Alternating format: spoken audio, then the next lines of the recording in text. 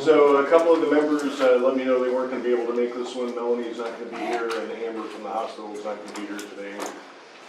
Hopefully next time we'll have a little bit bigger room, because I think it's going to get a little warm in here by 11:30. I think there's a lot of hot air. Not Just because I walked in? I didn't. That's what she said. Not even implied. That's all right, I don't have one going. So, third meeting, and wanted to get call it to order. And what we want to talk about today is what has worked in other communities in Washington. A couple of weeks ago, I think Friday the 5th, I had sent out quite a few links to people to take a look at different programs that have worked in Washington State and around the country. There's another one that I just recently found, and I happen to know the county administrator up in Jefferson County. So I'm going to give him a call. It's the Jefferson County and Fort Townsend interlocal agreement. They have a 5-year plan that looks like something that might work pretty well for us, similar sized communities. So see if I can get a hold of him, and maybe for the next one we can have him or somebody that works for the county up there come down and talk to us about how they put together that program. But I'll let you know if I'm able to make that happen.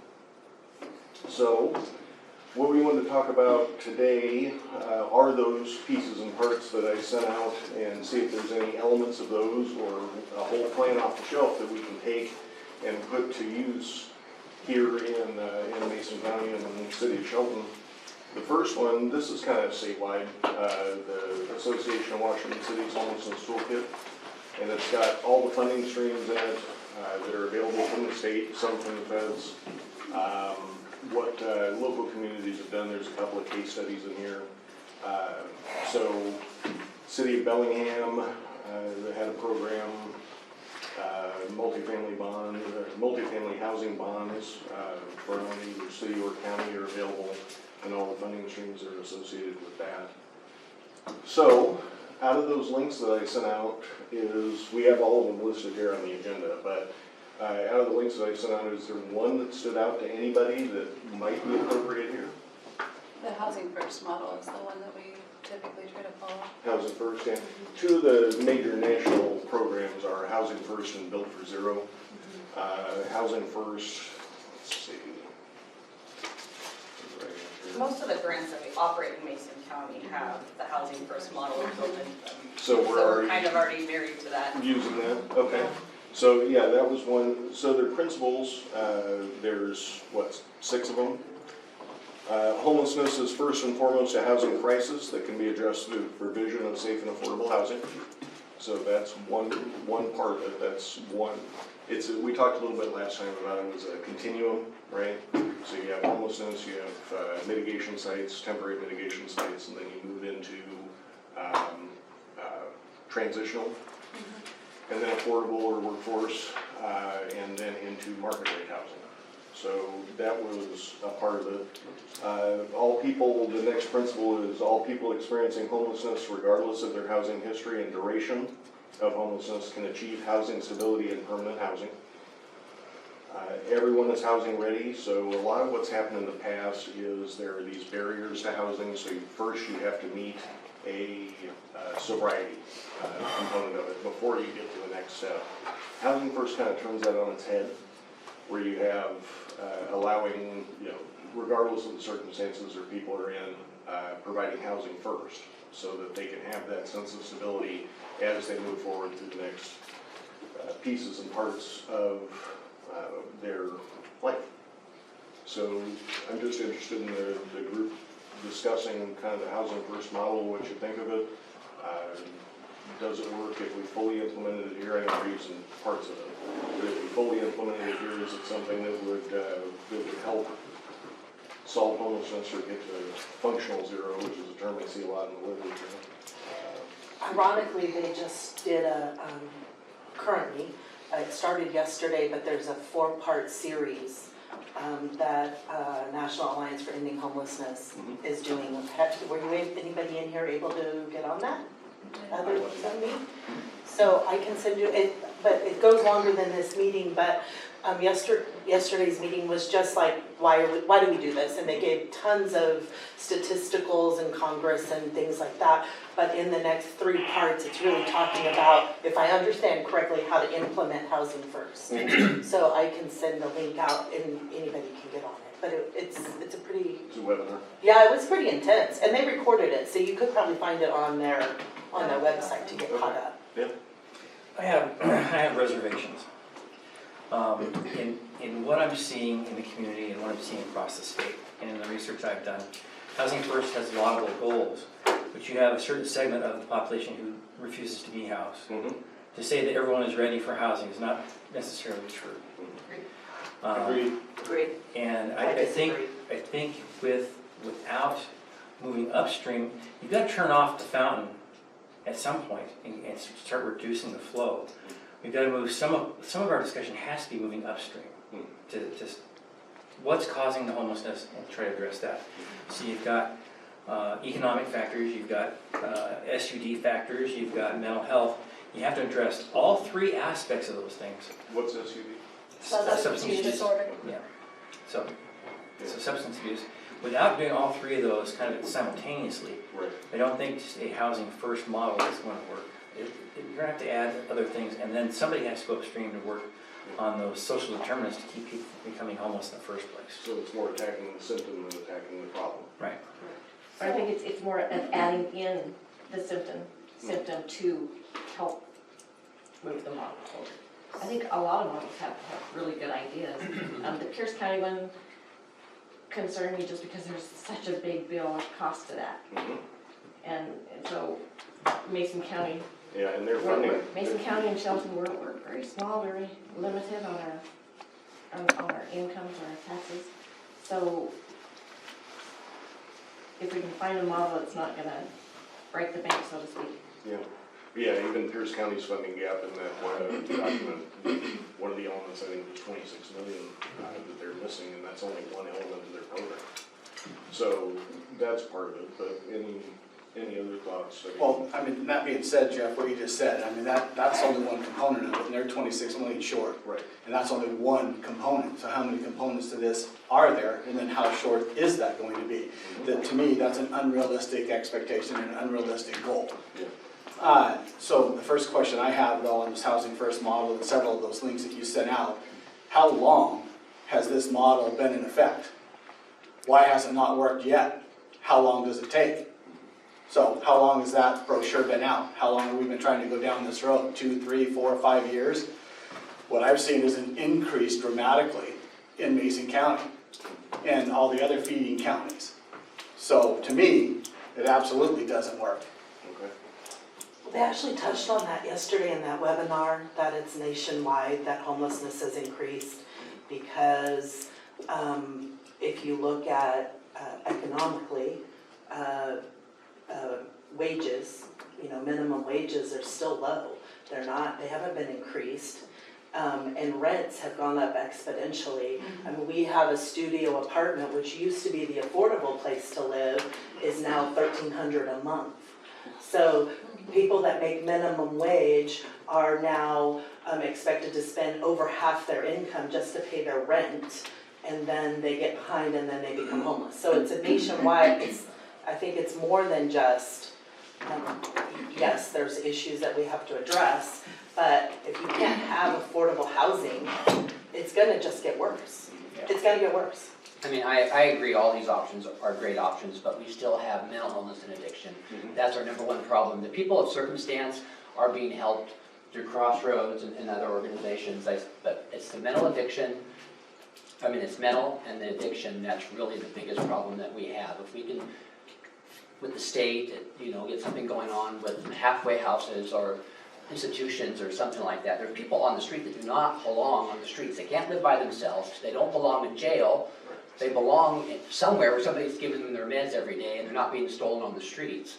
So I think that all this stuff is great, but people that are Circumstance, they're being helped, right? For the most part. I agree, but I think that your substance abuse and your mental health and stuff, that goes back to that 10% that we're all seeing the problem with. Well- Those are offenders, the rest of them, I mean, but that's such a, I mean, when I pull the numbers, we have almost 300 people homeless right now in Mason Right. County. I mean, we're talking about like 30 people that are the, I think it's more Naughtiest than, I of think them. it's a little more than 30, but, I think our most, we have people that come in and out of our community too, so there's some people that are, you could call them regulars or high utilizers in our area that frequent here often, which would probably be that 30. And then you've got people that kind of pass through, they cause some ruckus and then they go on to the next place, you know? And I hear each of you, I understand what Dave is saying, I understand what Dean is saying, I understand that it is a multifaceted issue. We have a component of mental health, we have a component of substance use, but then we have that other 80-90% of people who they're making minimum wage incomes. And I can speak on my own experience that the little 2-bedroom place that I'm renting for me and my kids is $2,200 a month. I have 2 jobs to afford that, you know, and I don't have the evictions or maybe the mental health or the criminal record or some of these other barriers that people are going through. So I can only imagine what some of the people that we're dealing with, the hoops that they have to jump through or go over. But the biggest barrier is that we don't have affordable housing. We don't, and through the Housing First model, it does say that we can't require people to participate in mental health services or require them to participate in substance use services. But I can tell you just from Community Lifeline's experience, we can't require our people to participate in those services either, but most of them do. If they have that issue, if they're being provided with shelter, if they're being provided with food, if they're being provided with services, most of them don't want to be there forever, and they are participating in those services on their own accord because they don't want to be stuck in homelessness. Now, you do have the people, the 30 or the 10%, that is a more complicated issue. But I think that if you have a facility that offers a wide range of, we're not just focusing on homelessness, but we're prepared to deal with substance use and we're prepared to deal with mental health all in the same place, you're gonna see a lot better results. But So- when you have the houses, let's just say we were able to get houses, you could have 500 houses. But the people that we were talking about when this first started are the people that come in and everybody was upset because people stealing from their stores because they're, you know, mentally ill or alcoholics or drug addicts. Or hungry. They're not going to qualify for those homes though, because most of those home projects like that, you have to qualify. So if they have something on their record, if they were mentally ill or addicted or something, then you still have those people that are thrown out. What's going to happen? But that's not, so what I'm saying is if by prepared for substance use and mental health, if you have licensed mental health professionals, crisis interventionists, those types of people that are able to respond to those issues, they don't necessarily have to be kicked out because you have trained professionals able to de-escalate and able to kind of teach those life skills to people that maybe don't necessarily have it. I can tell you right now that I'm the executive director of Community Lifeline, but I'm not a licensed mental health professional, so even though I can try to de-escalate an issue, I can't necessarily reach a person on the level of a licensed mental health professional. If I had a licensed mental health professional, it would make my world a whole lot easier, and Tammy's life a whole lot easier. So if you're saying if you had the whole housing places, there would be an area there at the housing place where they could get their medications or Yes. somebody. Let me try to summarize real quick because just what I'm hearing, and you guys can tell me if I'm right or wrong. Right? We have 300 homeless people, roughly. 10% of those, or 30 roughly, are the problem. And this is all anecdotal, right? We don't have the data in front of us, but take that at face value. In my mind, we have to solve both of those issues. We have 2 issues. Two different issues. 2 independent, completely separate issues. Okay, so then the solutions, I think, should be focused on the issue, the one portion of it, and then the portion that's the 30 people or so that's causing a majority of the problems. Does anybody disagree with that? No, I would I just have something to 100% add agree. into that, because I actually started this project through public health, where I was gonna see how many individuals, it kind of mocked the Seattle is dying thing, how many individuals were houseless that were the highest utilizers. I came up with 26 names. And I know most of our houseless populations, severely mentally ill individuals. I don't remember the exact numbers now, but I know it was around 20 of them frequenting Community 22. Lifeline, 22. And most of the other ones frequented the jail. Almost all of them have been in and out of the jail for something mental health related. I think most of them are in the jail right now. I know, lucky you. And for me, oftentimes, it wasn't as difficult to get somebody housed. I could get somebody housed. I could put them into, sober living or Oxford, but it's keeping them housed. Why is that? Because a lot of the people, I have one person in particular, I asked them, do you want to go into housing? They said no. The reason why they said no isn't because they don't want housing, it's because they're treated terrible once they get into housing. Our Mason County and really our entire state is not set up for mental health housing. I think Kitsap County has one mental health house, but these people need medication management. You can't do that in an Oxford house. They're so severely mentally ill that other people in the house attack them. They'll say things like, well, you're not up cleaning, or you're talking to yourself, you're scaring me. So the issue isn't necessarily getting people housed, it's keeping them housed. Communal living. We have 0 programs Yes. throughout our entire state that address mental health housing. And so what happens, somebody gets released from Western State, right? Maybe it's civil, or they get released from telecare, like yesterday. I called telecare talking about somebody. And I'm like, hey, I want to start discharge planning on day 1. It's their first day they're in there. I've been trying to do that for 6 months. And they say, well, we don't usually start that soon. Well, discharge planning starts the day you log in. So there's no plans for these individuals. Once they get out and they actually want to go into mental health, when they get out, there's no plan. It is typically, from what I've seen, it's myself and Community Lifeline paired with law enforcement that's really trying to get people into these programs. 26 people. There's 26 people in our community, and a good portion of them are in jail right now. Besides that, I would say we have less than 5 that are our biggest troublemakers that wander around downtown. And a lot of them are severely mentally ill. It's a process. It's not just, law enforcement can't just walk in and say, hey, come on, you're going to mental health. It doesn't work like that. You have to have the crisis team come in first, and if the crisis team doesn't have staff to be able to come in and meet with these people when they're in a crisis, then what do? Then by the time crisis gets there, they're stable again.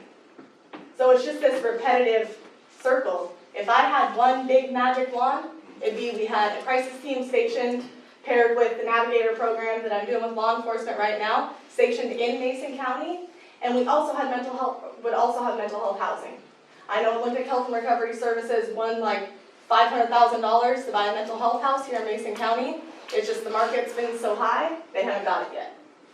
And even at that, I think they have to be in their programs to. What about doing some research and finding how much it costs for us to get our own PCR? I think that would be a game changer. We're working on it. That's a potential The person that recommendation. can hold you, psych holds and force people to. So, Dean, the only person in Washington State that really has the authority to detain somebody in an involuntary is our designated crisis responders. Mason County shares crisis response with Thurston County. Mason-Thurston is one. So, we right now only have one designated crisis responder on shift at a time to go back and forth, and it takes an average of 4 hours for each person that gets called in that needs to be detained. Who does this person work for? Olympic Health and Recovery. So is it a government agency? It's quasi-governmental, so yes, it's part of the ASO VHO, but they also have the agency that they started when it divided from the ASO to the VHO, which is Olympic Health and And I Recovery. think the problem with that is they're stationed in Thurston, Right. right? So their Sergeant Watson, response what's your- time. One of the things, working with Jamie and Community Lifeline, is law enforcement having that involvement can kind of help speed some things along. Having 3 on shift, and she's probably going to be mad at me for this plug, but having somebody, officially assigned with navigators as far as law enforcement goes can kind of ease those wheels as far as transports, because right now I've got 3 guys on, I'm in here, we've got, if something happens, we might not be able to do a transport to St. Pete's. Mason General's on site to divert a lot because they don't have the staff or the facilities. But working with the navigators, we have the LEAD program, there's other things that law enforcement can kind of help with, and not necessarily just stuff them in jail, because a lot of times people going through these crises, that might be the only place we have, which it isn't fair for the correction staff, it's not fair for the person going through the mental crisis. There's a lot of things that can be done and should be done, and having a law enforcement attached to the Navigator program specifically, and they are responding with them and working with them and able to do transports and working with Community Lifeline, Crossroads, Turning Point, have those maybe a little bit more mental health training, then would be a little bit easier to grease the wheels on some certain things. Because when we call the crisis team, they are sometimes a little bit more apt to come out because they know we're like, hey, this is what's going on, like they're gonna go to jail or this is gonna happen, like we need some help. And that's unfortunate, but it is how it is. Well, that's what the mayor was saying was mental health across the state, right? Is a big problem, mental health availability. Jeff, I think it would be useful if we had an idea of what's your need and what is available and where's the gap, because we haven't even addressed that yet. Like, I've noticed people aren't mentioning Quixote communities, and we're building 30 units of permanent supportive housing. So I think that if we know what is the need and where are the gaps, then we can start backfilling into that. I know there's, to my knowledge, there's no rapid rehousing here, which is preventing people from coming. Do you have rapid rehousing? Yeah. How much do you have in the funding for That would be me, all She day, every day. has some, and I have some for under 25-year-olds. Definitely have kept over 900 people in their houses in the last few months. Yeah, so that's something that needs to be widely known, and it's not widely known. That's because And we I don't think have that's one important. person that really, I feel like I'm that person that everybody goes to. It doesn't matter where if they're like way up here or their house is. I'm the person that does rapid housing and transitional housing in Mason County. But the resources, there's not one person that's just like that resource, unless you're calling me a This is million where- times. To gather everything funding is. for anything that's homeless and actually funded through Mason County, you have to go through Crossroads Housing. Yes. You have to go through CE. So even if you're a youth, you're a single, you're a family, you still, all roads go through coordinated entry. It's the intake process for homelessness. I have a question on talking about these homes and people with problems. Why is it, like if somebody gets into a group home or whatever, and they have an alcohol problem and they've been trying to do straight and be good, and they need a roof over their head, and they make one mistake, then they're thrown out on the street. And now people have to help them, or they're homeless again for another 30 or 60 days. Why isn't there any way that they can not be thrown out, but be mandated to go through a certain process with the hospital or something, so they don't be out on the street again? So there is some mandates that are like that.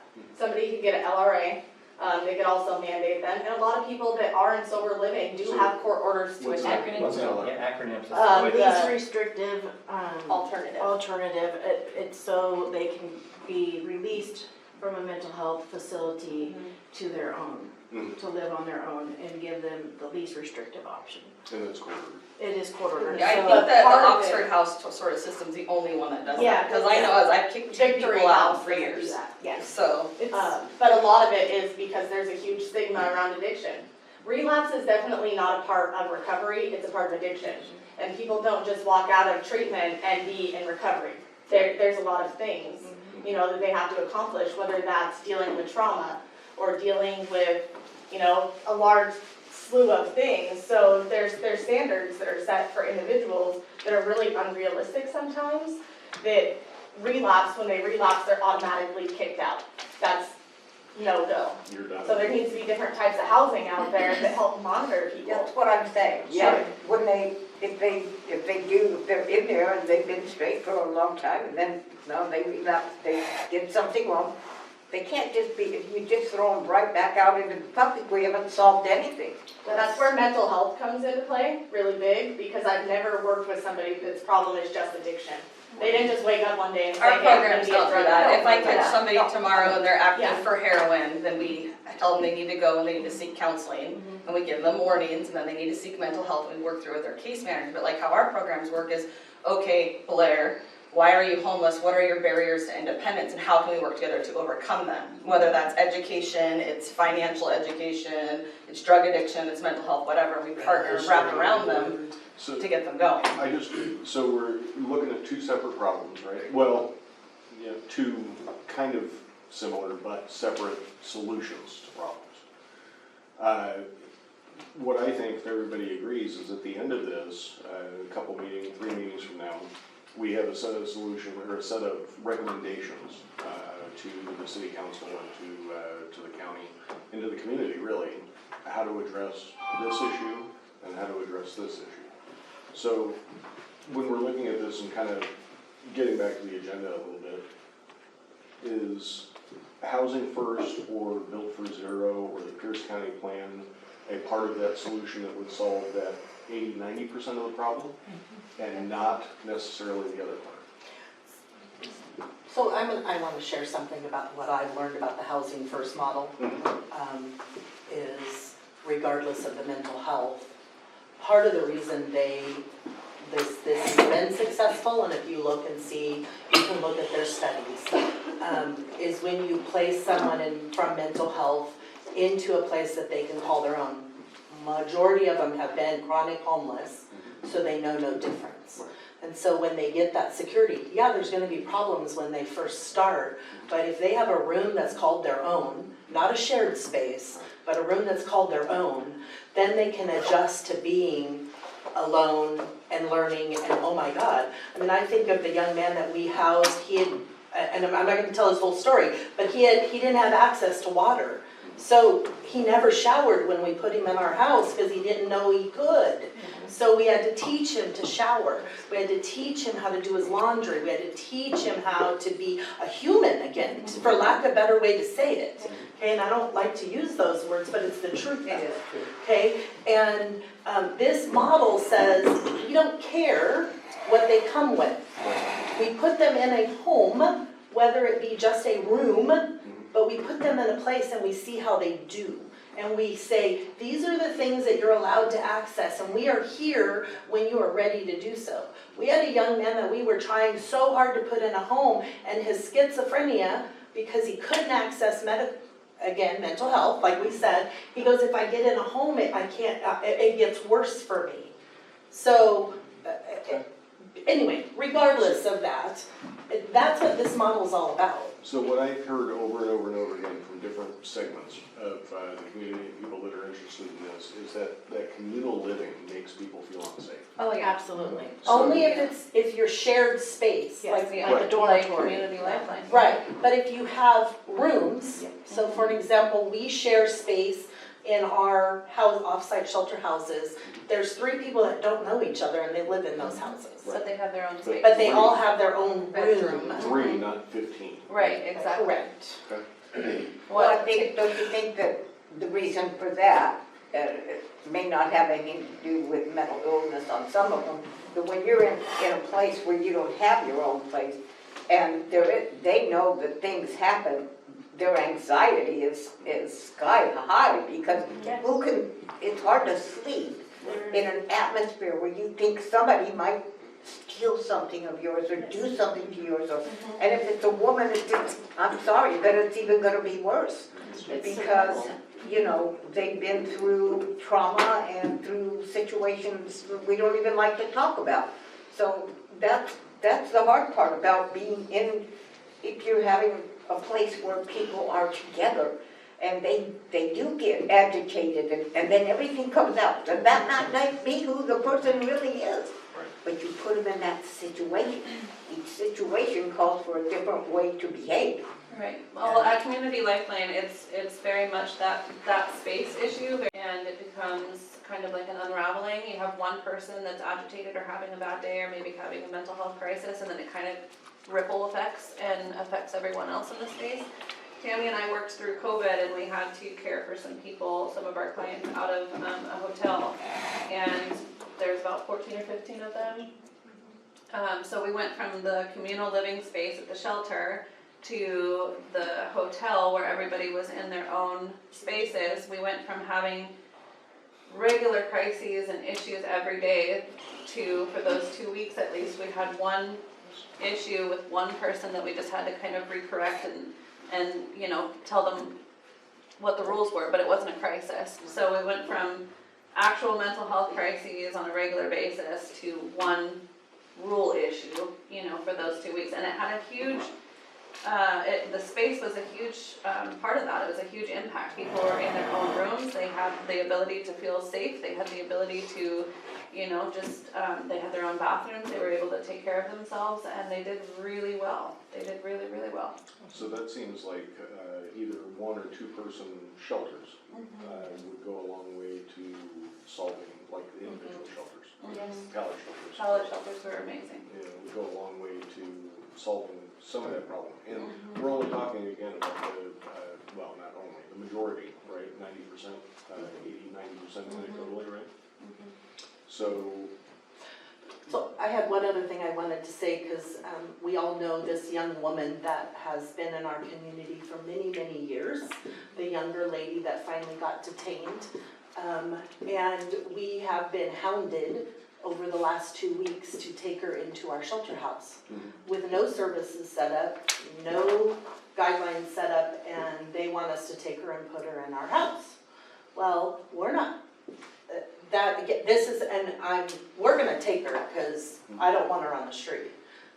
But that's an issue. So right there is an issue when they're coming from the mental health to where she's appears to be stable, and the communication that they're you know, we have a release of interest, so they didn't want to tell us her medication, they didn't want to give us any information to help us stabilize and keep her stable. And her first word was, where am I staying on the street? Where am I going back? That I could have been housed, because she hasn't been housed since I don't even know. I know, as far as I know, when she was 16, she was homeless. So,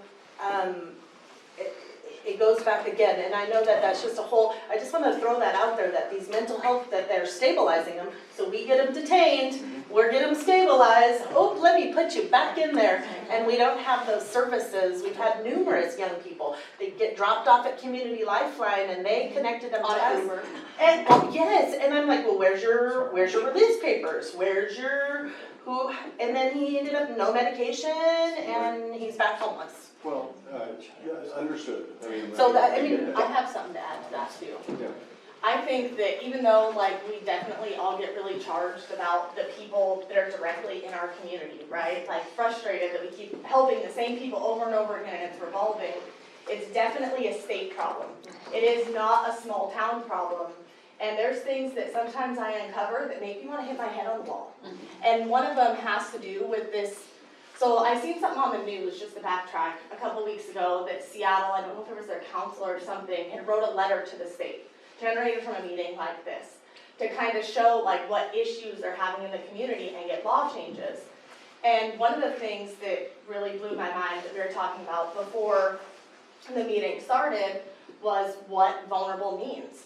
I would think somebody that is, you know, potential for being sexually assaulted, abused, can't feed themselves, can't do that, they're vulnerable, right? Per Washington state law, they're not. You're only considered vulnerable if you're over the age of 65, and then 18 to 64, you're not considered vulnerable unless you have a guardian assigned from you by the hospital. So all of these people, I read the WACs too, just to make sure, because I was talking to Adult Protective Services. Those are things that need to change, because if I'm calling APS saying that somebody is vulnerable, they're, you know, drinking rotten milk. Thankfully, that person's over the age of 65. However, how about our other people that are being sexually assaulted, that are being attacked, that aren't feeding themselves, that are literally starving to death? They are not considered a vulnerable person. I just had somebody released from Western State like a week ago. That person is not considered vulnerable because the hospital did not assign a guardian to them. Therefore, we can't do nothing. They're allowed to be out, they're allowed to have mental health, that's their right. But if a group like this was to push back, like, what is wrong with you guys? Like, fix the law. It would change a lot of those, and places like Adult Protective Services would have to step in and try to do more. They would qualify for adult family homes. Don't we think that a lot of the problems that we're talking about and solution is the problem coming from the state? Absolutely, because Okay. in Washington And state, federal, whatever, wherever we're gonna get the money. sure. If the federal, the state goes to the federal government, gets, that's for the money, and then the state has to distribute it, you know, where they think, and they don't. But there's lots of different caveats that come into that. For example, like our houseless veterans. It's really hard for me to get them into services. Our one veteran that I'm working with, I would have to send him to Oregon, California, or Utah to go to mental health or substance use. And that individual being out in the streets, anywhere in Washington state, still requires a significant copay for that person to even go there. There's no veteran services that I at least could find out there to get him substance use or mental health. And on top of that, we have less than 100 voluntary crisis beds in our state that we share with our entire state. Because something weird happened, I'm sure it's money motivated, and we have no involuntary beds, or voluntary beds anymore. They're all involuntary, meaning crisis has to arrive, law enforcement has to arrive, detain that person, mandatory, bring them to Mason General Hospital to get them cleared, and then Mason General Hospital gets way too many people there. I've seen it, it gets crazy in that ER. And then next thing you know, we're having to bring them to St. Pete's, and then St. Pete's hates when we bring people from Mason County. Often do a So, walk on the It's county this line. revolving door of why don't we have voluntary beds? So you have to lie to me and We've tell heard- me that you're suicidal and you have a plan. We've heard stories of some of our officers, sergeants in particular, getting yelled at from the people at St. Pete's ER because why did you Every drop single these time. people out there? Yeah. But that's something that, Yeah. go ahead. What are you working on with Dan Griffey? So Dan and I have talked a lot about these things that I keep complaining about. I have talked to him about the Adult Protective Services thing. He got a big text from me the other day when I found that out. We have talked about the Navigator program in particular that I'm running right now. And we have talked a lot about the voluntary versus involuntary beds and why it's not being talked about in our state. So those are kind of the three So things. that's one of the things that our council put on their legislative agenda that we're going to bat for with AWC during next year's legislative session. Yeah. Can you follow up with AWC, which is the Association of Washington Cities, about her concerns? Yeah. And maybe Sharon, you could follow up with, what is it, Washington Counties? Wasatch, the same thing, and see if there's anything going on there that. There's got to Well, be. right now, we're working on our legislative asks or priorities. Yeah. And that is one of them. Yes, So, let's talk. yeah, And no, then, we can absolutely do that. Your guardian concern, that's not the hospital. The hospital does the initial apply, it's your DCRs in the court system. Yeah. So prior to COVID, it took 6 months. I can't imagine what COVID did to that program. Wait, so a DCR has to assign a Somebody, guardian? a doctor, usually the DCR leads it, and a physician have to declare that person's unable to sign for themselves. If a family member is not willing to step up, which even with a family member willing to step up, you still have to get court documentation and a witness, then you have to go to court, and the court has to assign a guardian ad litem.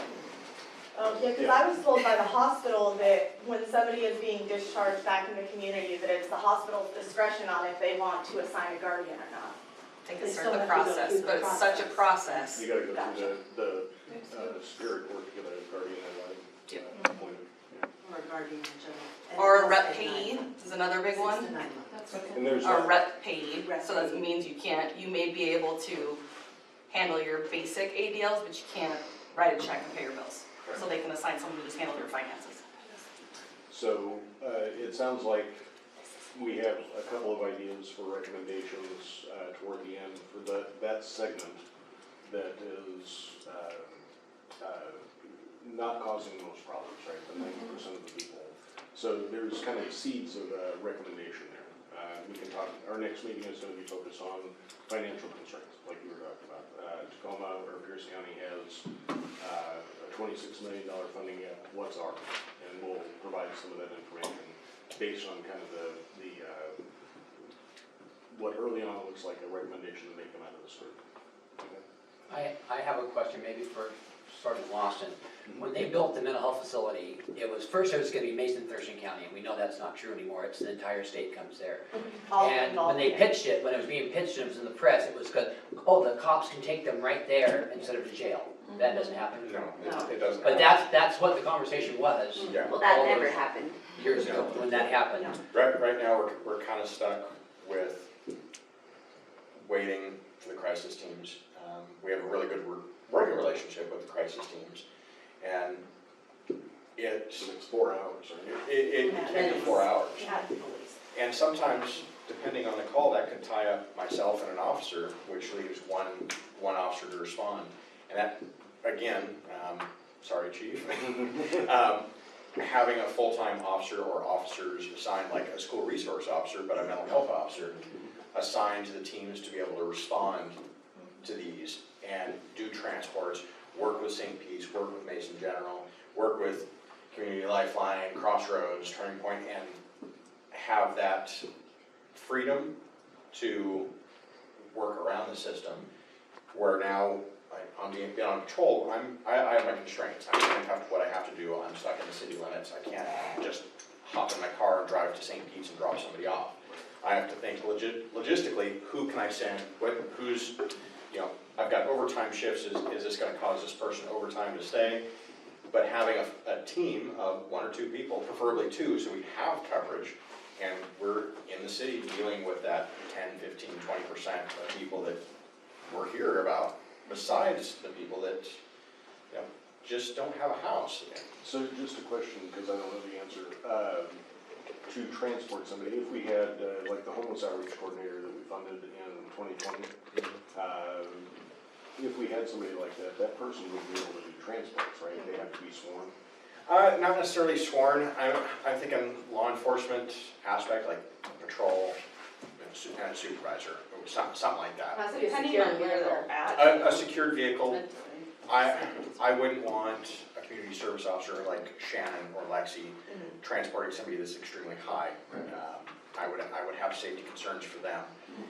Having a caged car and having somebody specifically assigned to those duties also gives the Quixote Village, you have security. You have an officer that goes in there, they're well known, they see that face, and it's a constant.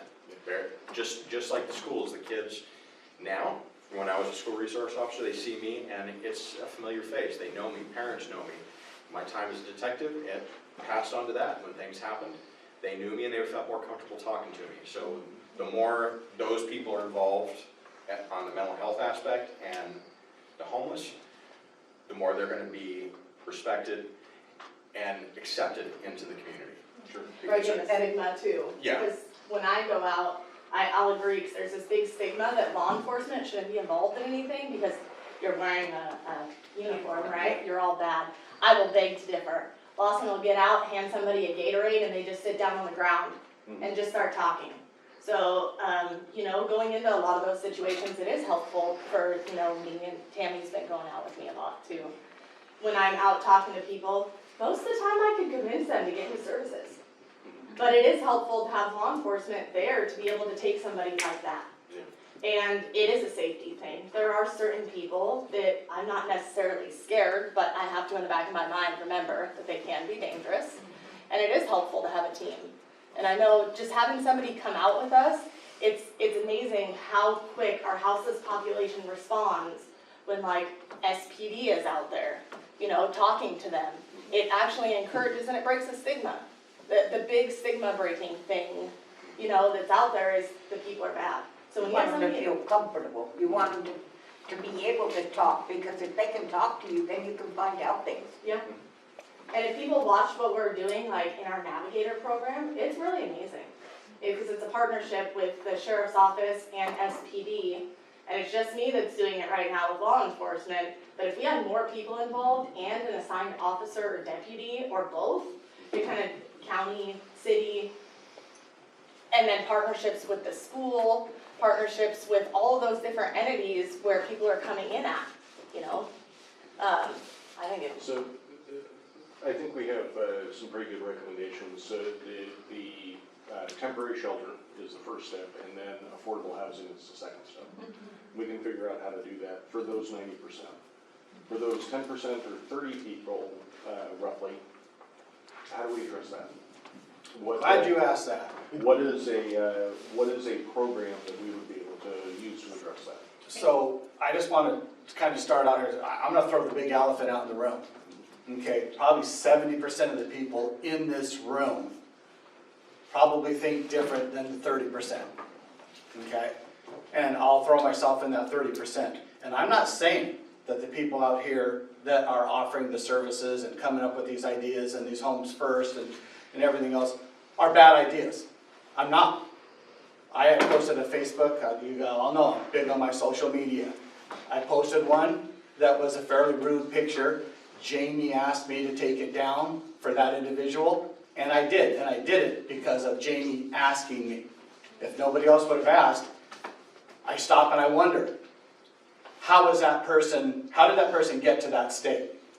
Okay, is it a drug issue or is it a mental health issue? And they're probably the same as well. Or both, yeah. They're intermixed. However,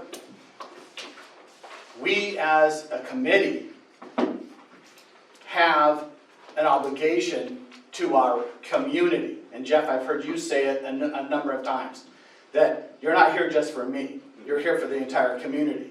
So this committee and the decisions that we make have to be here for the community. I also heard it in study sessions numerous times where it talks about bringing the community and getting the community involved with it. To me, that doesn't mean posting something on a Facebook page or something like that. That means getting that information out to the community.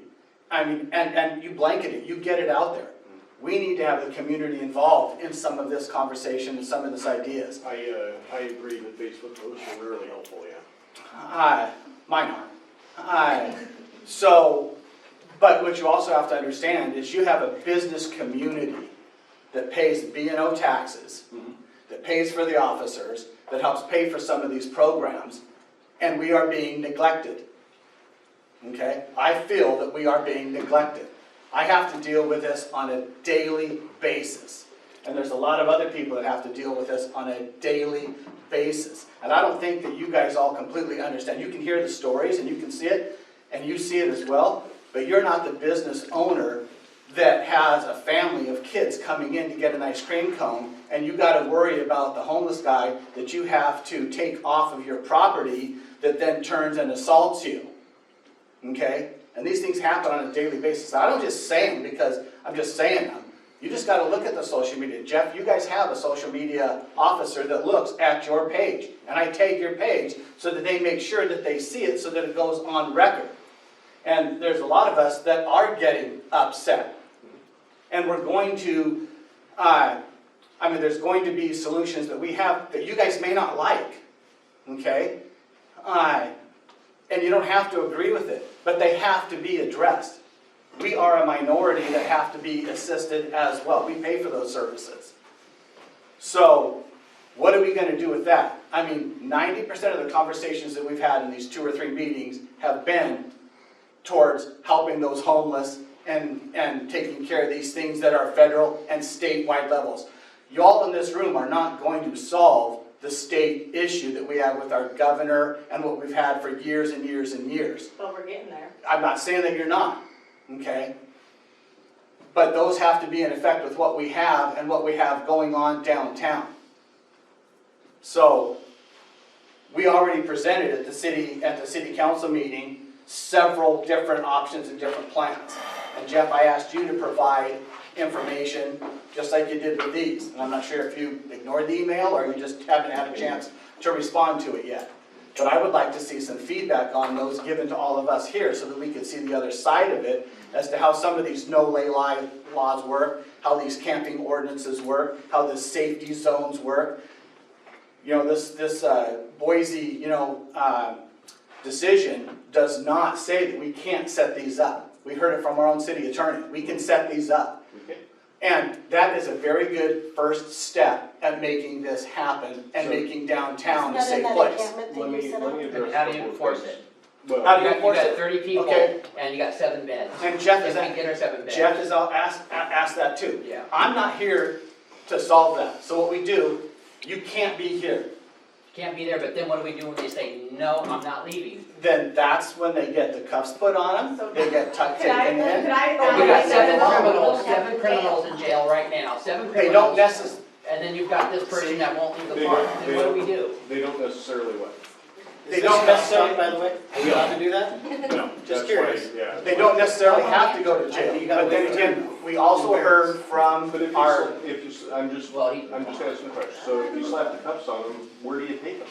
okay, Out of the zone? exactly, out of the Back zone, out of the zone? take them out of Is the that zone, crazy or? drop them off. As I said, I'm not here for, I understand there's problems downtown, but we have to look at the health. Well, no, we want to zone uptown too. Sure, Yeah, if it's commercially predominant, right, they should not be allowed to lay down on the sidewalk and make a bed. okay. So, I have one question to that, okay? So, first off, I totally understand what you're saying, Dean, especially with the frustrations with like the mental health. Believe me, I'm out there every single day chasing these people in circles. But I will say too, I just briefly looked through some data for the Navigator program, so it's not, don't quote me on this, but when I met with Captain Kostad last week, I had seen over the past 6 months, we were able to get over 20 people detained. Detained is in put into mental health facilities, right? So sometimes to me, and maybe I take offense to it, I think it's an unfair statement to say things aren't happening. I understand you still have people going down there, but 20 people, that's really huge.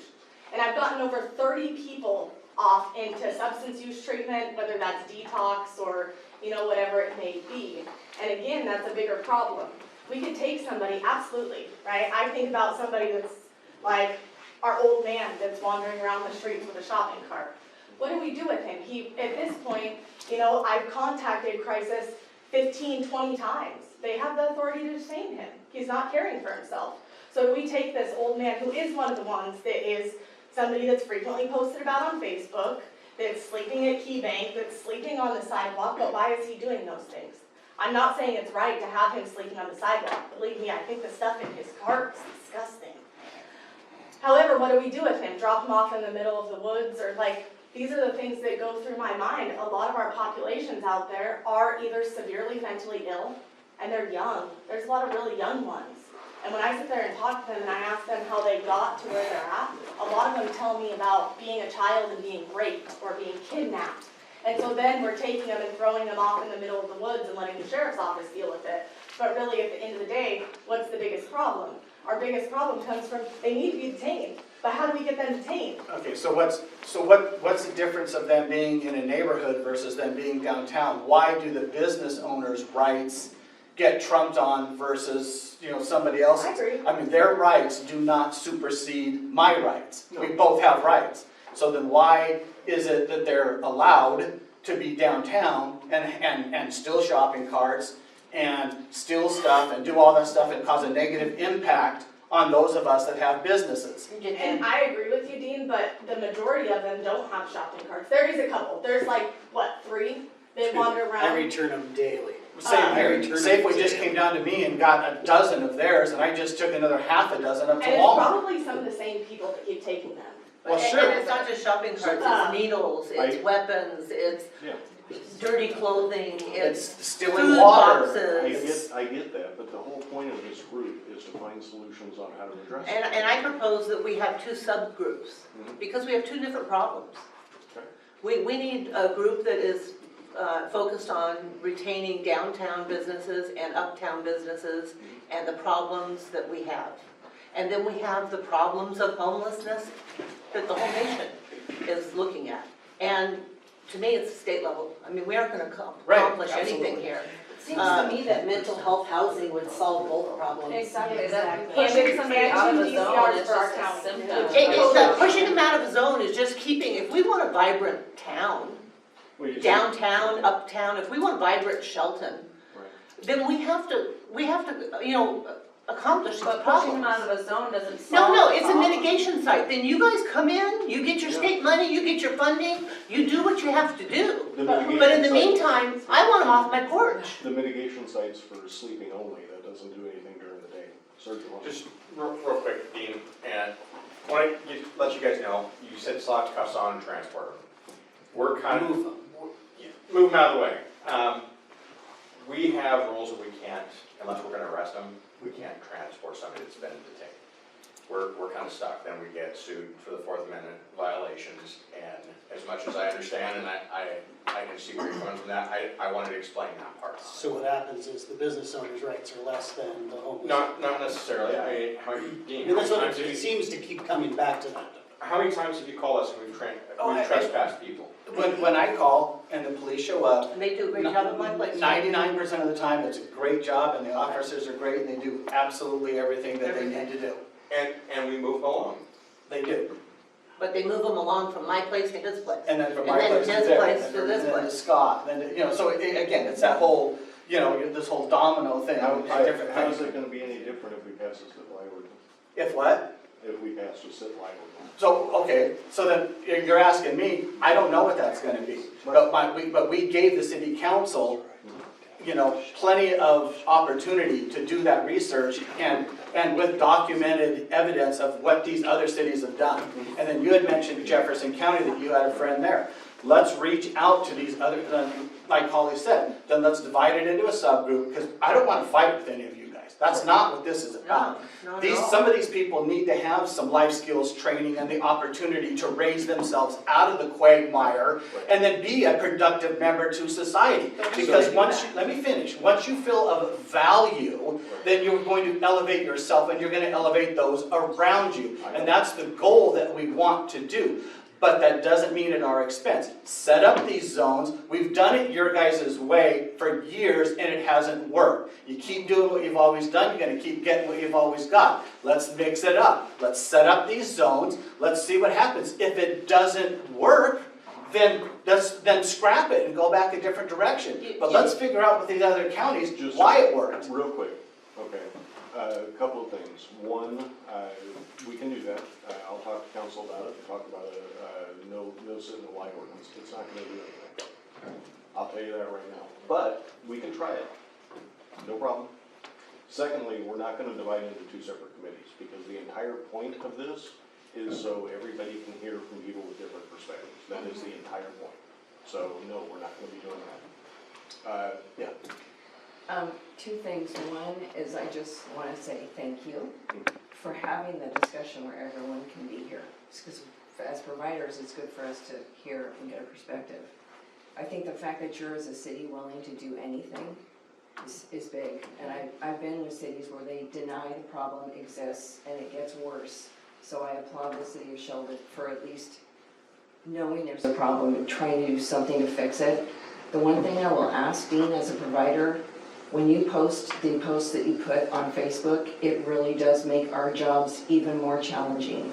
And I know that's not your intention, and I really hope that when you post in the future, you think about who that's actually impacting versus what your intention is with making the statement. So I would just ask you to be more thoughtful in your post, to know that those of us who are really working beyond the scope that you would imagine we do to try and make this community stronger and better, those posts don't help us, because every time we try and do something, people don't want to help us, they don't want to fund us, and that's not your intention, I don't think.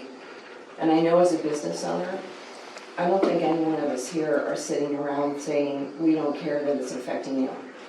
We really do care that it's affecting you. We do want to make this change. We want to get those people off your sidewalks and off your businesses. And the only way we know to do that is by building the kind of houses and have those organizations in this town that are trying with minimal funding and minimal staff to do the best they can. And we're just saying, instead of talking negatively about this, if you can just think about that, about what you want to do to try and help us grow stronger and get better. And I do believe we all have the same want. We don't want to see people struggling. We don't want to see you suffering as a business, because you're the bread and butter of the town. I don't think anyone feels that way. But I just think that Jeff is trying his best to do what he can in a circumstance that we're all saying is horrible. So I just want to recognize the City of Shelton, because they're doing something that may not be what everyone at this table needs, but it's at least a step in the right direction. And I think by having people working together, including our partners. Athena and I have met multiple times now trying to figure out ways we can work together to do shelter to permanent supportive. And I know Tanya has done an exceptional job doing the coordinated entry with very little funding and staff. So I'm just saying, please remember that. We are all trying to do the best we can. And I think Jeff will have a plan. It may not be the plan everybody wants, but it's a plan and it's better than not having a plan. So I say thank you, and I really do appreciate you, Dean. I know it's hard for me as a provider to hear what you have to say all the time, but I do understand your frustration, and we do take it in. We don't ignore it. It does bother us and affect us deeply when you feel the way you do about those of us who are trying to make changes here. So I appreciate your honesty. I know you're frustrated. We hear it, and that's why I go to the city council meetings with you, because I want to make sure we both are heard. And I do appreciate it, but just please remember that when you're posting on Facebook, any of you, about the negative effect that's having on those of us who are providing the services that we are. Well, and keep in mind that all of our grants, I mean, holy shit, I'm sorry. Susan, nothing human, okay? I mean, they come with such freaking restrictions on them.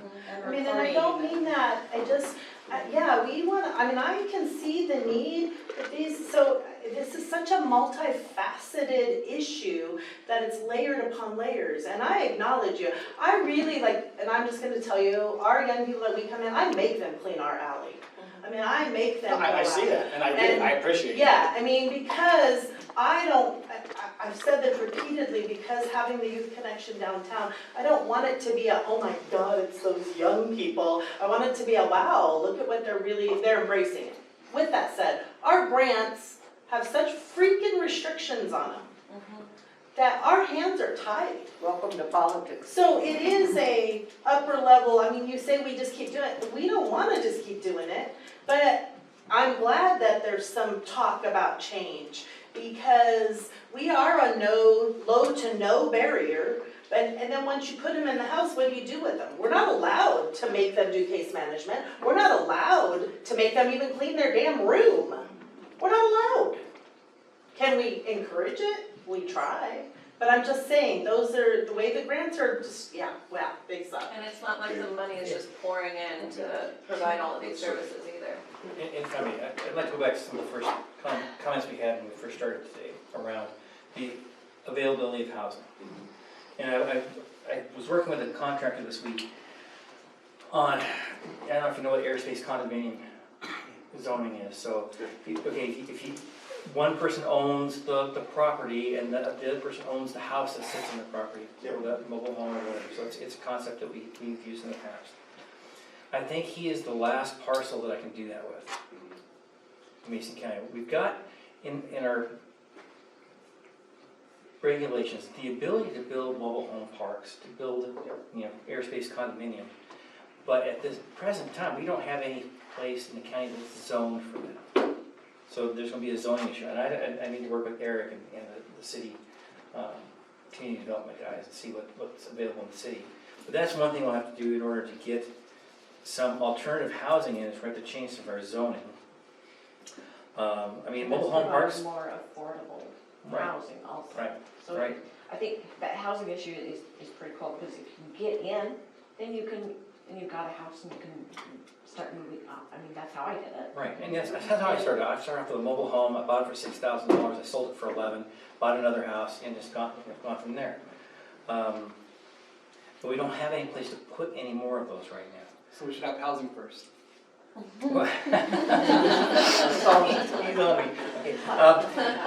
We've done some things. Houses first. For example, we took away the 35-foot height limit in order to, and gone up to 50, I think it's 55 feet now, which would allow us to go to 3 stories on an apartment building, which you can do without an elevator. As soon as you go to 3 stories, now your profitability goes up and it starts to pencil out more. But with that said, we've not been able to entice any new apartments for 15 years in Mason County. Other than the ones that are going in around Belfair, that's new up here. But We got one going in. around the south end in the county, we haven't. So, you have Tumwater building apartments like crazy. Tons of apartments going in. but you still have all the stuff down along the lake. Oh, they So- also have the infrastructure. Yeah. Mhm. So, I mean, it gets complicated, but part of it is, right, when I moved here, I lived in a fifth wheel for 6 months because I couldn't find any place to buy. That's to buy, not to mention the rent. I think in the whole time I was looking, there were 2 houses to rent and they're out in Harstein. And so if somebody like me has a difficult time finding a place to set up my housing, it gets even tougher. And back to whoever's talking about it, the $2,000 apartment, whatever it was. You get 2,200. Yeah, there's just not a lot of housing stock available. I think the realtors tell me they've got 35, 40 days worth of stock out there, which is, I mean, that's an all-time low. And right now, I can tell you the building permits are going down. Yep. We're building even fewer units. They always In do the last this 6 time of months. year, Well, I mean, the last 6 months. So in '22, the number of single-family residence permits are dropping, and the multifamily dropped even faster. So we have to figure out some way to incentivize that to come back, especially in low income. This particular contractor I was working with is working with the 55 and older community, because that's kind of his thing. That's what he likes to do. So the good news on that front is that right now, somewhere in the pipeline, and all of these may not happen, but somewhere in the pipeline, we have about 2,000 new housing units throughout the city. They're all market rate, so it's going to help solve that problem.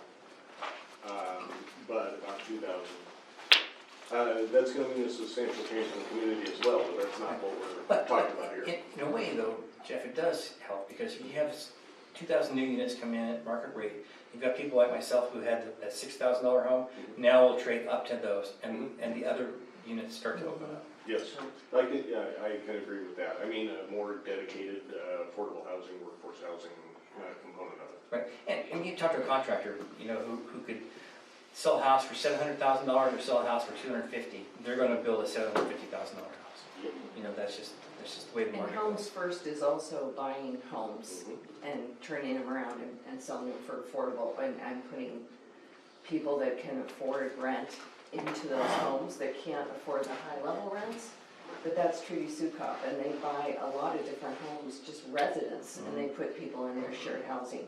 And they let outside agencies manage them, so there is also that opportunity that can be looked at. Yeah. I just wanted to mention on your comment about the city doing what they can, so is the county. There's a Housing Behavioral Health Advisory Board with 5 members, and they do a really good job too. And so they're open to the public. Anybody here wants to attend those meetings as well. Also, the city had their chance at workforce housing, below market rent, market rate housing. I believe that 2-bedroom was going to be $850. 3-bedroom was going to be $1,000, and then 4-bedroom was going to be like $1,200. But we got a lot of pushback from people in the city, so it kind of just disappeared. It was a $65 million, 30-year below market rent guarantee. That, So you should put apartments up there instead. we could put apartments up there, but we're still going to have the same problem. People are going to push back. I don't want that in my backyard. Well, I did talk to an apartment developer prior to that project being proposed, and market rate apartment development, the numbers wouldn't pencil out. Yeah. But I mean, there was going to be some houses, there was going to be some townhouses, and Yeah, but I've talked to a separate apartment developer for, it's like 150 units on Spring Road out in the county, right? Close to Airport Grocery. Not because it's in our jurisdiction, it's not. And I don't necessarily have any reason to help a developer out there, but I'm doing it because we need more houses. But also, the more rooftops you have, the more opportunities for economic development you have. That is the basic element of all economic development, is the number of rooftops within a trade area. Period. Anyway, back to talking about. I have a question. Yeah. On the government side, with all the restrictions that are put on all these organizations, and you know what I'm going to say, is there a way to, how do we approach the government in taking away some of these restrictions so the problem can be solved, because if they keep tying everybody's hands, I don't care how many meetings we have or how many great ideas we have, it's not gonna go anywhere if, you know. It's by all of us talking to our legislators and telling them that these things have to be changed, otherwise there can be no change. So that's, so glad you asked that. So session is coming up. What we need to do is get together, set out our priorities, and all of us speak. Not just me, not just Jamie, not just Jeff, not just Mark or Dave. All of us talk and let them know, yes, you can speak. I encourage you to speak. How are you proposing that? I mean, are you saying we should write letters? Are we saying we should go up there and, as a group, and Let's start say, writing, hey, yeah, let's we start have. start writing letters now, start writing emails now. Their contact information is on there. When you contact them, make sure that you include their legislative assistant, because honestly, the legislative assistant's gonna read them before the legislator, and they're gonna put the priority ones up at the top for that legislator to read, because they get so many emails. But this is something that they are gonna be very, very interested in. So the more we can communicate with them, the more that we let them know the issues that we're having, the better. The recommendations that come out of this committee are gonna go to the city council, and we'll make sure to share this with the county as well. But they're also gonna be shared with our delegation. So. And our lobbyists. And our lobbyists, when we will have a list of participants on there, private sector business owners, providers, law enforcement officials, electeds, the electeds that are in the room. All of those will be on there when we share those with our elected officials. So they know that these recommendations come from a place of community recommendations, not just from the city. Even old people. But everybody being involved, and that's part of what this committee is for. I mean, yes, it's gotta go to the city, because any funding eventually will flow from the feds to the state, from the state to the county or the city or whatever. That's how the money flows. And each step of that has restrictions on it. And yes, they are a pain. But that's part of what we do, and showing that community unity about these are the recommendations that we have is more likely to give us the resources that we need. Is there a mysterious pool of money that we're hoping is gonna happen from this, since you brought up funding? Yeah, so. I mean, we'll talk because I mean, about- it's great that we're doing all this, and I love that we're doing it, and I think we can come to a solution or at least some recommendations, but what the heck, what's gonna happen to it now? Because if there ain't no money out there, why? Yeah. I have No, a question. Well, and you need to realize it needs to be bigger money. I spent $7.2 million last year Yeah. and didn't put a dent in this problem. Well, and if you, I look at our building that we're trying to But put. Over That's what- 900. That's what we have, Yeah. that's what we have these recommendations for. Once we have the recommendations from this group, we can say, this is what it's gonna cost. Yeah. Unless inflation is 9% again next year, and then who knows, right? Well, because our cost estimate to put that 12 units that we went from what we thought was gonna be 3 million to almost 5 million, Right. you know, just for 12 units. Yeah. So do you think, Claire? Come on, Dave. This is something my wife pitched, actually. You know how the town square has the bricks with everybody's name on Yes. them? So I have way more time than I do money. I can't give you money, but I can give you time. Sure. So why don't we do something like that? Because I'm a full tilt contractor, there's very little I can't do. There is, that is definitely gonna be a component of it, because the way grants work, and I know most of you know this, but just saying it out loud, the way they work is, here's what it's gonna cost. It's gonna cost $10 million.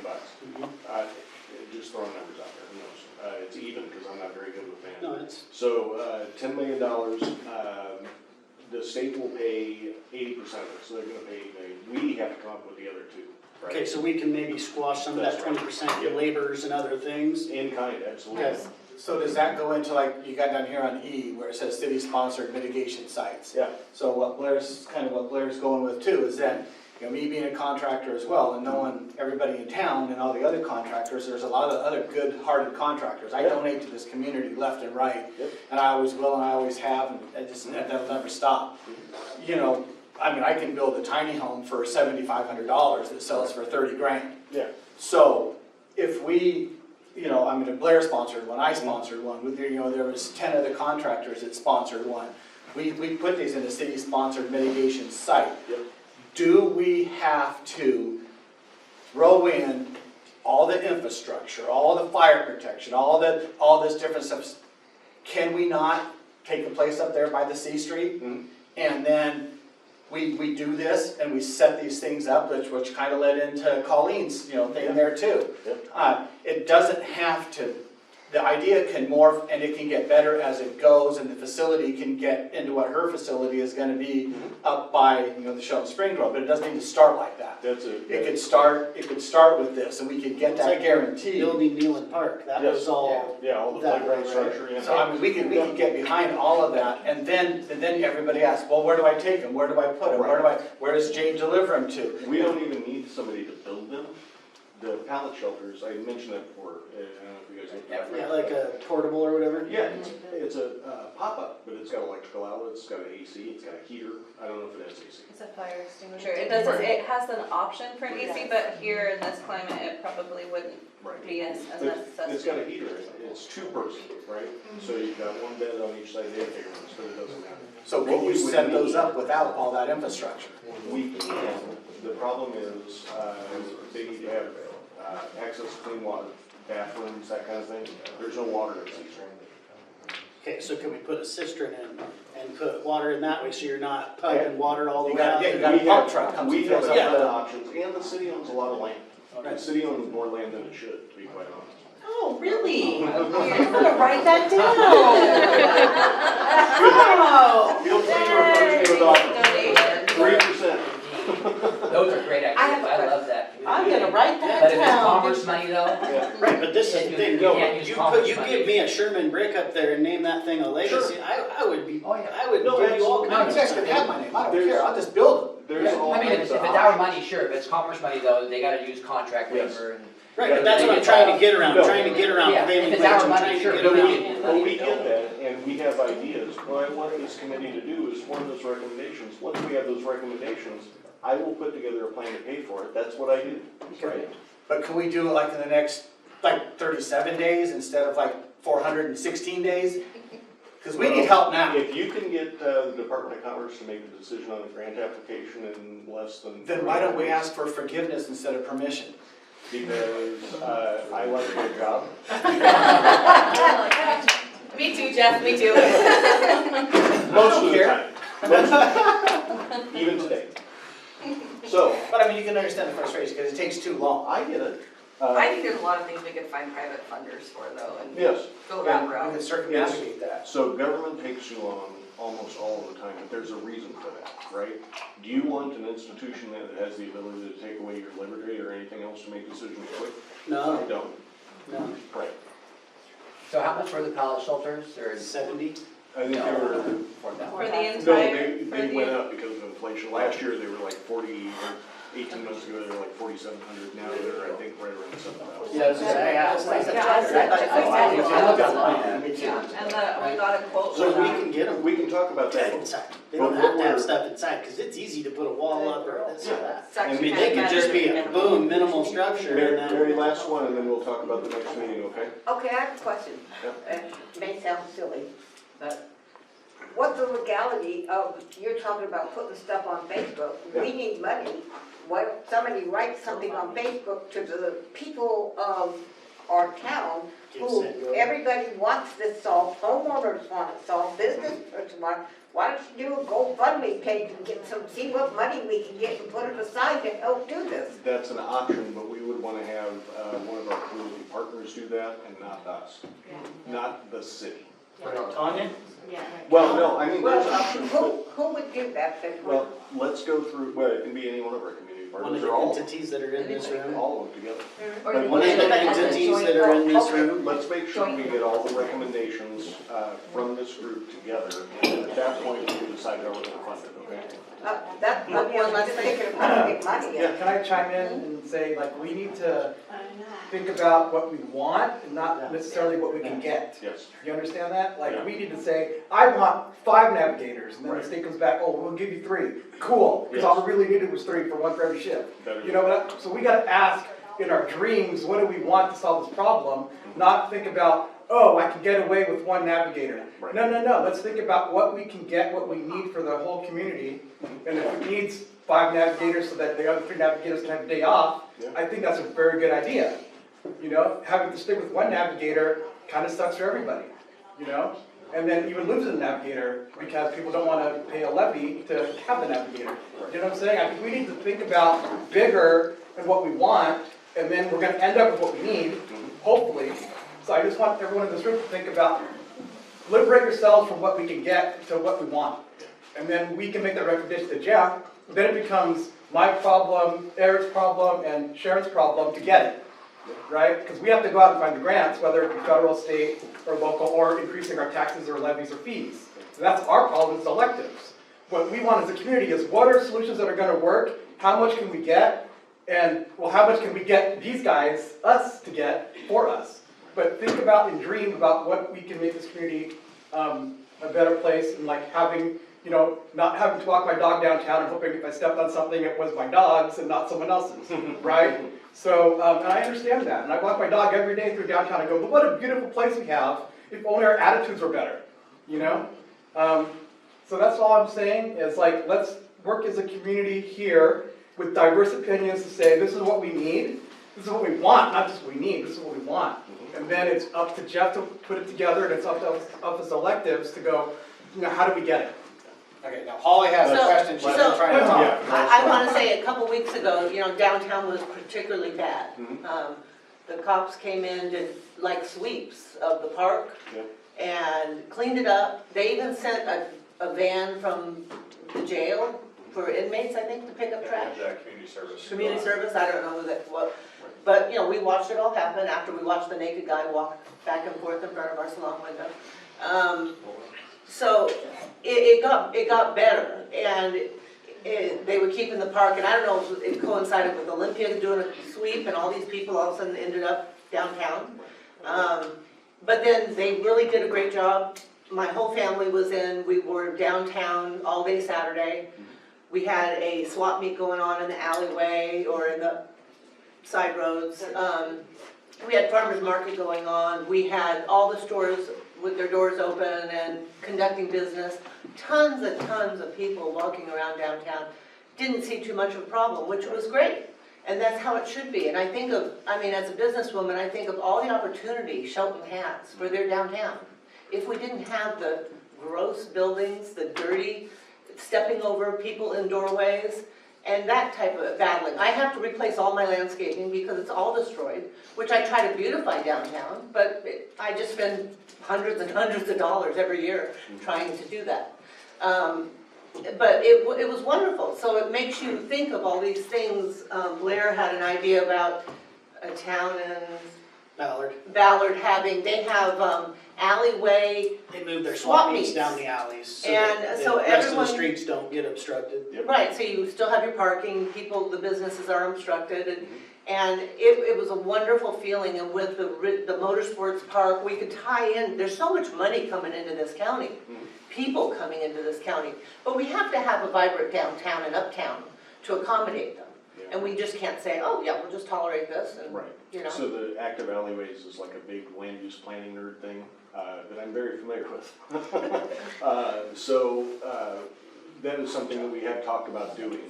Ballard the one with all the umbrellas up above? Yeah, well, they run them down, they leave it up, set up all weekend, they just move like potted plants. You could have which are art the head of students each do alley. graphs on the walls, Yeah. I mean, it would be Yeah, fantastic. it's crazy, it's in the Vibrant. 2015 vision too. Right. I have a copy if you need it. 2015 or 2013? Yeah, but we spent 50 hours on it. So, It's in my office. well, so we're doing a couple of We have components. a copy. You probably know this Oh, yeah. Western Gateway gets started, right? Anyway, so our next meeting, I forget what day it is since we moved them around, but it'll be in a couple weeks. 30th. On the 30th? Okay. So 30th here at 10 o'clock, we're gonna talk about how much this is all gonna cost. Oh, I'm gonna miss it. Oh, no. Me too, I have a And so doctor's appointment. we'll talk about how much this will cost, how much money we have, how much money is available in grants. That's where this thing comes in, tells me where all the grants are, how I can go get them. And talk about how we can do it, maybe phase it. based on those recommendations, so you guys know, and then the last couple of meetings, or the last meeting, we'll talk about short, intermediate, and long-term solutions. Did you see the new NOFO from Commerce on rural? Yesterday, yes, Yeah. I did. They're having a webinar about that today Today? too, at 2 p.m. I It's a think. new NOFO, they have money dedicated specifically for rural What's homelessness. an Oh, sorry, notice of funding opportunity. Yeah. So, yeah, there's opportunities available there. But we'll talk about those, kind of how we can go about it, and how much having this. See if you can apply for it. Yeah, well, and how much having all of these community groups together and different interests in our community together, making the same recommendations help us. When they do the scoring sheets, it's an underwriter locked in a tiny little closet, doesn't know us, doesn't know what the plans are, they're just looking at what we put down on paper. The more different diverse interests that are represented on the application, the higher the scores. Especially if you can get someone to write a letter for you, because like Susan and I write letters for one another all the time. I got like Be 10. way more But I'm meaningful thinking coming that from if other people. but if are you gonna be on the webinar? No, I have no. I think, because I am, but I personally think that as a county or a city, if we, like you just said, if you or the city or someone represented us and put that NOFO together as us being supportive and sub-grantees in it, you're gonna have so much more power. Yeah, that's what they said, is if you can create a program or a project in collaboration with other projects, then you have a much higher chance of accessing that. Susan, what touched that one? So- Maybe we should talk about getting the letters that she was saying to. I'll email you the link, Sharon. And Terry's gonna be on it also, Terry Drexler, Okay. All right. so. Hopefully I'm we'll meeting with her see, next. hopefully we'll see most or all of you on the 30th. Jeff, do you think it's a good idea to maybe invite a member of the school board or the superintendent? Because having them on a letter also would be significant, I think. So the person I'm meeting with it too is the superintendent, so I will bring that up. So you're recording these, are they gonna be? Yeah. They are? Yeah, they're on the. Okay, thank